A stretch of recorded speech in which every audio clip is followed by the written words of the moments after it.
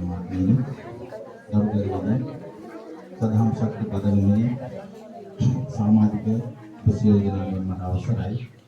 අද දවසේ අද මේ විශේෂ වැඩසටහන සඳහා අපි සූදානම් කරගත්තේ මේ ප්‍රදේශයේ කේන්ද්‍ර කරගෙන විශේෂයෙන්ම සුමිත් ධර්මශ්‍රී මහත්මයා ප්‍රදාන කරගෙන මේ ප්‍රදේශයේ තම කණ්ඩායමක් විසින් ආරම්භ කරන ලද සදහම් ශක්ති පදනමට වර්ෂ දෙකක් සම්පූර්ණ වීම නිමිති කරගෙන අපි බැලුවා මොකක්ද කරන්න ඕන සුදුසුම දේ කියලා අපේ ගම අපේ ප්‍රදේශය වෙනුවෙන් ඒ බලද්දී අපේ හිතිච්ච දේ ගන්නු දේ බොහෝ විට දහම් පාසල් දරුවන් අපේ දරුවන් දහම් පාසලෙන් පන්සලෙන් ඈතට යන ස්වභාවය යක් නිරීක්ෂණය වීමත් එක්ක අපි හිතුවා අපි මේ ප්‍රදේශය මුල් කරගෙන පටන් ගත්ත සංවිධානයක් විදිහට දහම් පාසල ප්‍රවර්ධනය කරන්න, දහම් අධ්‍යාපනය ප්‍රවර්ධනය කරගන්න,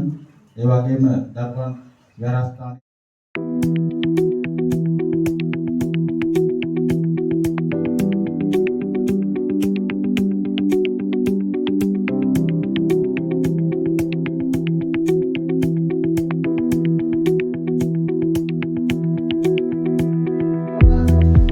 පියසෙනෙහස මව්සෙනෙහස කළගුණ සැලකීම අනිත් එක මොකද්ද?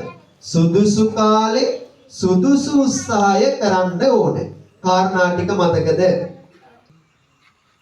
වැඩිහිටියෝ කියන්නේ අපි හිතන්නේ නොතේරෙන අය කියලානේ.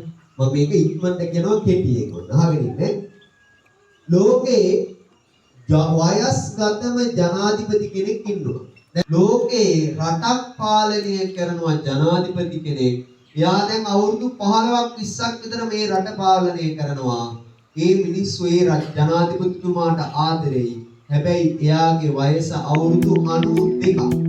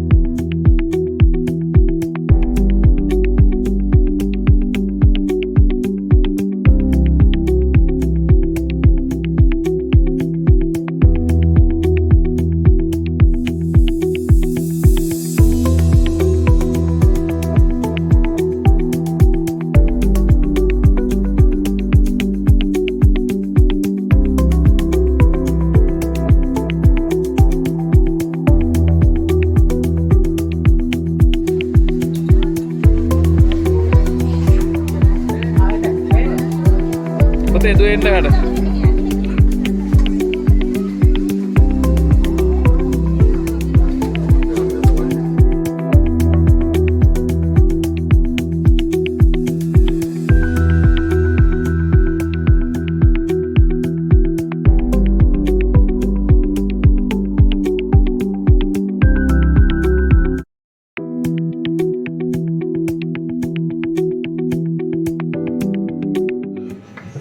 ගමේ වගේම ප්‍රදේශයේ ඔල්පු විහාරස්ථානයට සම්බන්ධලා ඉන්න දහම් පාසල් දරුවන් ආරම්භයක් කල්පනාක වැඩසටහනේ අවසානයේ අපි ඇවිල්ලා තියෙන්නේ.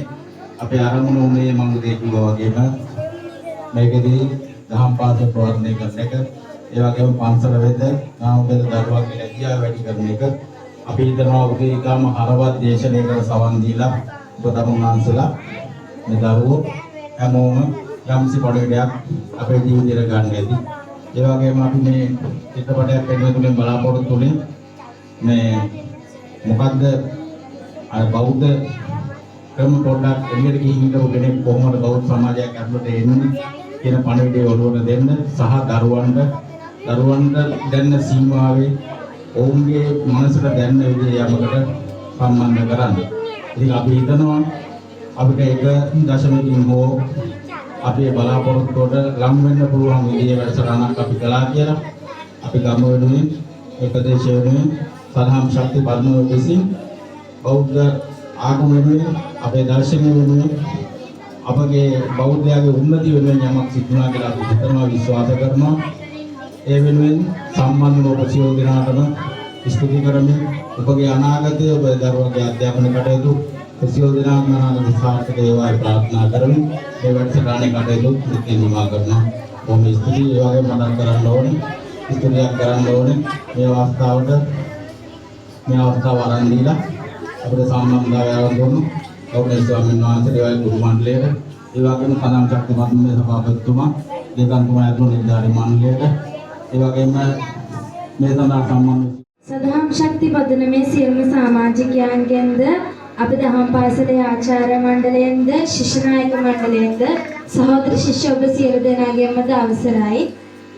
අද දවසේ අපිට හොඳ දේශනයක් වගේම හොඳ චිත්‍රපටයක් නරඹන්න ලැබුණා. ඒ වගේම හොඳ කැම් වේලක් ලැබුණා. ඉතින් ඒ වෙනුවෙන් සදහම් ශක්ති පදනමේ සියලුම සමාජිකයන්ට අපගේ හෘදයාංගම ස්තුතිය පුද කර සිටිනවා. මේ වගේ දේවල් වලින් අපිට විනෝදය වගේම දහමේ ජීවත් වෙන්න පුළුවන් විදිය ගැන කියලා දුන්නා. ඉතින් ගොඩක් ස්තුතිවන්ත වෙනවා මේ හැම දෙයකටම.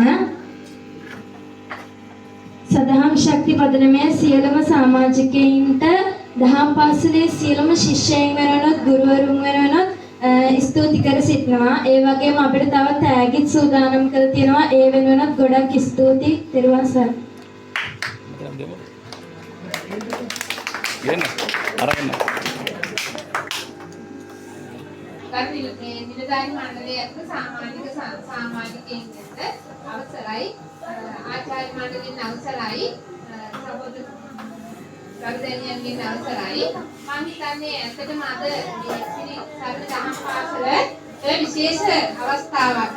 සදහම් ශක්ති පදනම කියලා මම හිතන්නේ දකින්නේ මේ අපට ඔයාලා මේ අකුල කුණාවට බල ප්‍රදේශයේ විජය කුණ බල ප්‍රදේශයේ තුල ඇත්තටම සත්‍ය පිරිස සිදු කරන ලබන දහම් සේවාව මම හිතන්නේ මේක වික්ෂුන් වහන්සේලා කුසින් ධර්ම දේශනාවක් තියෙනවට වඩා ඉදිරියට ගිය අර්ථවත් පණිවිඩයක් අපිට සමාජගත කරලා තියෙනවා. මේ කුංචි දරුවෝ දැක්කනේ වැඩයන් කරන දරුවෙක් යහපතට ගත්තේ කුංචි සාමණේර ස්වාමීන් වහන්සේ නමක්. එතකොට මේ දරුවොත් දහම් පාසල් දරුවෝ හැටියට තමන්ගේ ගමේ ඉන්න නරක වැඩට වැඩිහත් වෙන නරක දේවල් සිතට පතන නරක දෙමව්පියෝ ඇසුරේ ජීවත් වෙන තමන්ට යාළු මිත්‍රයෝ හම්බ වෙනකොට කල්යාණ මිත්‍රයෝ කරගන්නේ කොහොමද කියන එක ඇත්තටම මේ කියලා දෙනවට වඩා මේ දැකලා යමක් ඉගෙන ගත්තා කියලා මම නම් දකිනවා. ඒ වැඩසටහන ඉතාම සාර්ථක වැඩසටහනක් කියලා දකිනවා. අන්තන්නේ කෑම කන වෙලා වෙනකොට අර කියලා දුන්නු කරුණු පහ හැමෝලඟම මතකයේ තිබුණා.